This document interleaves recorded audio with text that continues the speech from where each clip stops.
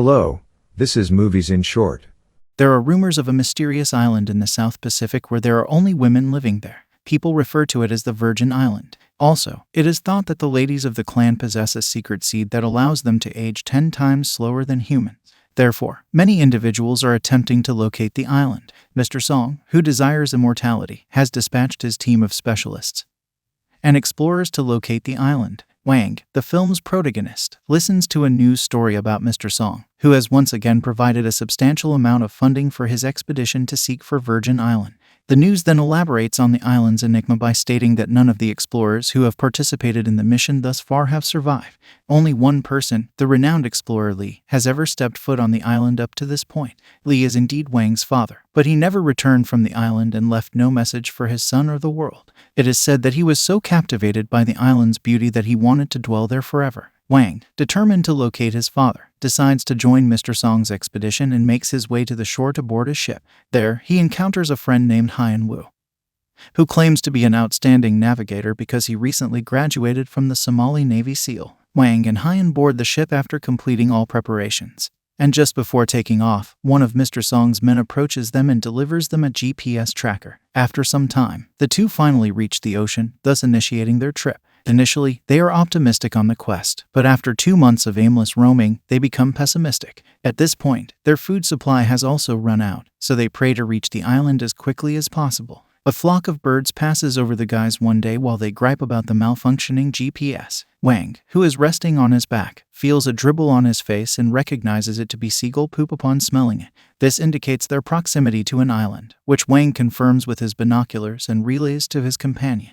Unfortunately, the high tides prevent the boys from docking their ship, so they must swim the entire distance. In the next scene, when the two buddies awaken on the beach, they are surrounded by an army of ladies. Wang, who is still not entirely conscious, inquires if they have reached the Virgin Islands, but the women continue to stare and remain silent. Later, the two are transported to their camp for questioning. As usual, Hyan feels overconfident and attempts to insult the women, only to be thrashed with a durian stick. As punishment for the event, the lads are placed inside a wooden cage. In the meantime, the leader of the women, whom they refer to as patriarch, approaches the two and commences conversation. She explains that just a few people had invaded their island in the past 500 years, but they were all seasoned sailors. Hyan is incredulous that the females have existed for such a long time and humorously inquires whether they are truly immortal. Nonetheless, the patriarch and her women leave them behind and continue on their way. Once the women are out of sight, Wang pulls out his concealed dagger and makes plans with Hyan for their nighttime escape.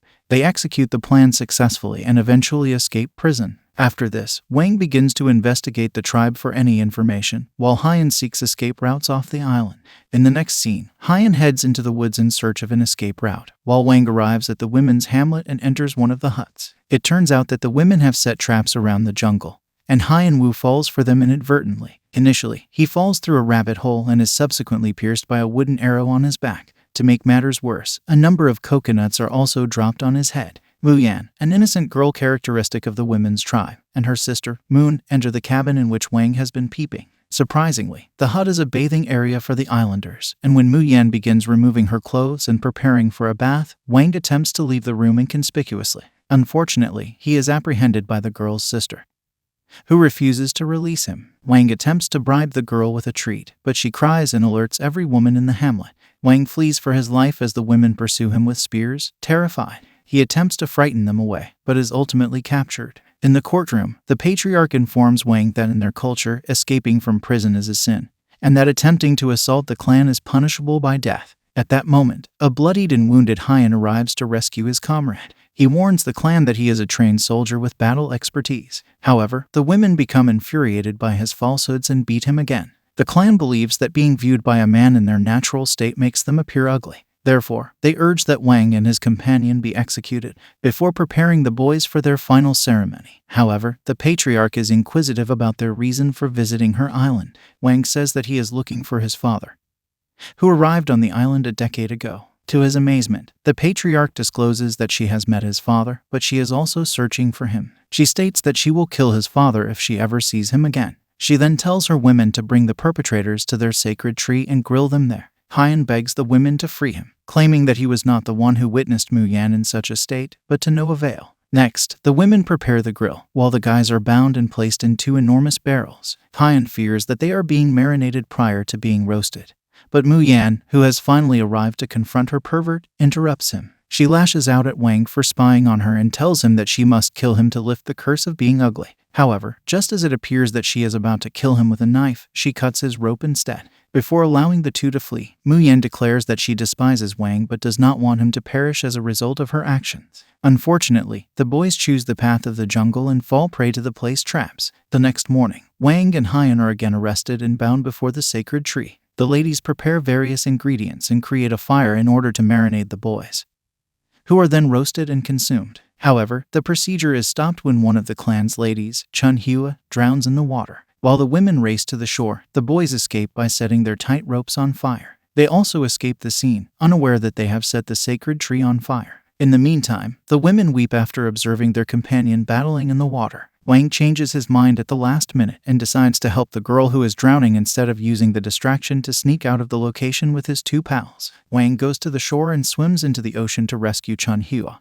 without considering the moment when the islanders attempted to kill him and his comrade. After bringing Chun Hua back to shore, Hyan immediately begins CPR on the unresponsive Chun Hua. Thankfully, she begins to breathe again, and the women admire the lad's courage. Later, Wang and Hyan are summoned before the patriarch once more. Chun Hua wishes for her leader to forgive the boys for saving her life. She had already begun to develop feelings for Hyan at this time. The patriarch also considers pardoning the boys, but she is informed that their sacred tree has been damaged by fire. Upon learning that Wang and Hyan are responsible for this occurrence, the patriarch chooses to execute them immediately.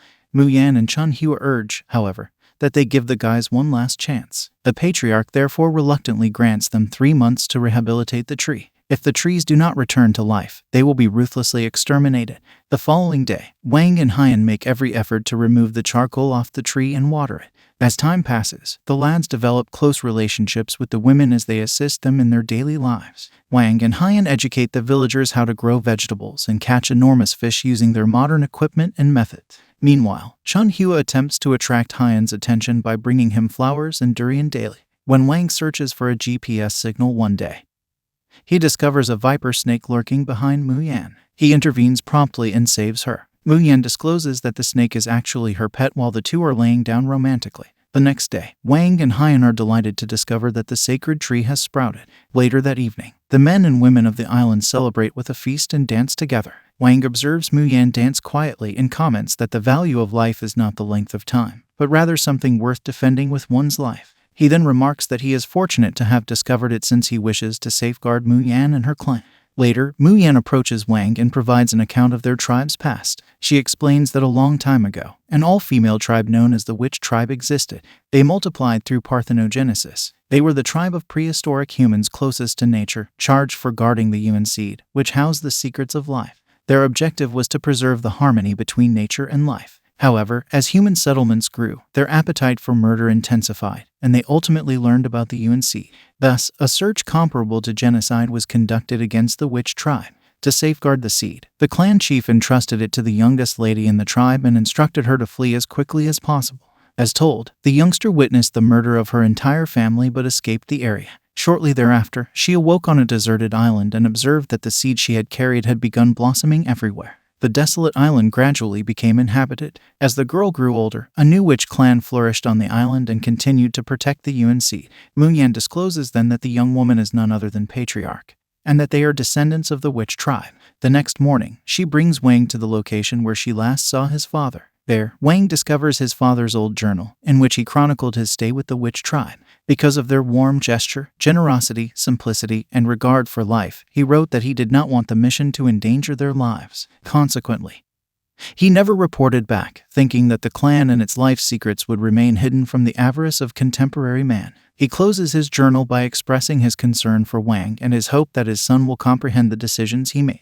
Wang learns what he must do in the following scene and destroys the GPS tracker. However, before he and Hyan can leave, the GPS emits a beep, indicating that it is still operational. Mr. Song is informed of the island's location elsewhere. The boys then hurry to the patriarch to notify her that Mr. Song and his men are on their way to retrieve the seed they've been guarding. They then design a plan to attract, entice, and eliminate the males one by one. Mr. Song comes with his team shortly thereafter and instructs 4 of his men to inspect the island. The men arrive in the village, where they are surprised to see gorgeous women awaiting their arrival. The women then play their part by getting the males intoxicated and knocking them out. Mr. Song himself inspects the island after his workers fail to return and report their finding. Wang and Hyan welcome him at the entrance and attempt to convince him that he has not reached the Virgin Islands. Mr. Song, however, is no fool, so he instructs his men to bind the woman and the 2 youngsters. Then, he confronts the patriarch and demands the secret of life so that he, too, may be everlasting. Mr. Song threatens to murder Moon if she refuses. Due of this, the women grudgingly lead Mr. Song and his men to the location where they concealed the UNC. However, the entire tribe fights back as Chun Hua knocks down a man en route. Mr. Song escapes the location with Wang, forcing him to wear a time bomb. Then, he threatens to detonate it if he does not share the clan's secret. Immediately thereafter, Hyan and the women arrive to the scene and subdue Mr. Song. During the procedure, Mr. Song manages to click the button and set the bomb's countdown to 30 seconds. Wang knows that he must make the ultimate sacrifice, so he runs alone towards the water as time runs out. Wang has a great deal of thoughts when jogging. After all of his interactions with the women's clan, he has finally realized that their job is to preserve the equilibrium between nature and life. He also appreciates the sacrifice his father made throughout that time. Now, he must make the same sacrifice for the clan's protection. The bomb will soon detonate in the ocean. Moonyan yells in anguish upon witnessing this, while the others grieve at the loss of the guy who made the ultimate sacrifice. The screen then turns black. In the scene after the credits, Wang is shown magically reviving, as though the island's magic has restored him for his unselfish sacrifice. Subscribe for similar content, enable notifications, and like the video to help the channel. Thank you for watching.